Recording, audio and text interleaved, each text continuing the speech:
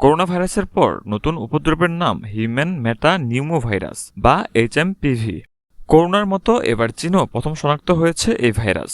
দক্ষিণ ভারতের কর্ণাটক রাজ্যের রাজধানী বেঙ্গালুরুতে 2 শিশুর শরীরে এই ভাইরাসের সন্ধান পাওয়া গেছে বলে সন্দেহ করা হচ্ছে।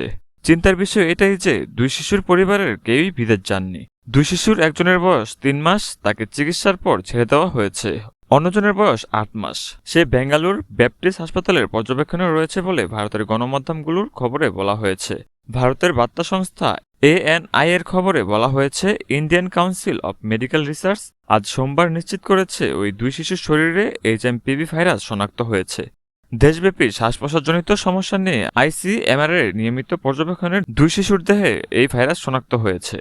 কর্ণাটকের শিশু ও নারী কল্যাণ মন্ত্রণালয়ের এক মুখপাত্র বলেন, শহরে শ্বাসজনিত কষ্ট বেড়েছে, বাতাসে অনেক ধরনের জীবাণু ঘুরছে। অন্যদের মধ্যে HMPV আছে কিনা তা খতিয়ে দেখা হচ্ছে। যদি সেই সন্ধান পাওয়া যায় তাহলে প্রয়োজনীয় সকল ধরনের ব্যবস্থা নেওয়া হবে। গত রোববারই ভারত সরকারের পক্ষ থেকে বলা হয়েছিল, HMPV নিয়ে এখনোই দুশ্চিন্তাগ্রস্ত হওয়ার কারণ নেই। শীতকালের স্বাভাবিক কারণেই ফ্লু হয়। চীনে যে ভাইরাস বা জীবাণু সন্ধান পাওয়া গেছে তা RSV এবং HMPV। এই মৌসুমে তা স্বাভাবিক, তবে সতর্ক থাকা সবসময় জরুরি। HMPVর প্রথম সন্ধান পাওয়া গিয়েছিল 2001 সালে। দিল্লি সরকার অবশ্য সতর্কতামূলক ব্যবস্থা নিয়েছে। সব হাসপাতালকে জানানো হয়েছে, ইনফ্লুয়েঞ্জা জাতীয় সব রোগী এবং শ্বাসকষ্টজনিত অসুস্থতা নিয়ে যারাই ভর্তি হবেন তাদের যেন নিবিড় পরীক্ষা করা হয়। প্রয়োজনে রোগীকে আলাদা করে সেই পরীক্ষা নিরীক্ষা চালাতে হবে।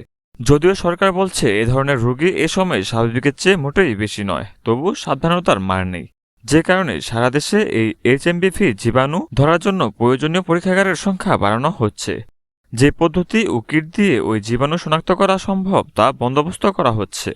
কেন্দ্রীয় স্বাস্থ্য মন্ত্রণালয় জানিয়েছে, করোনার অভিজ্ঞতা কাজে লাগানো হচ্ছে। সংখ্যা যাতে দুশ্চিন্তার কারণ না হয় সেজন্য চেষ্টা করার কোনো ঘাটতি রাখা হবে না।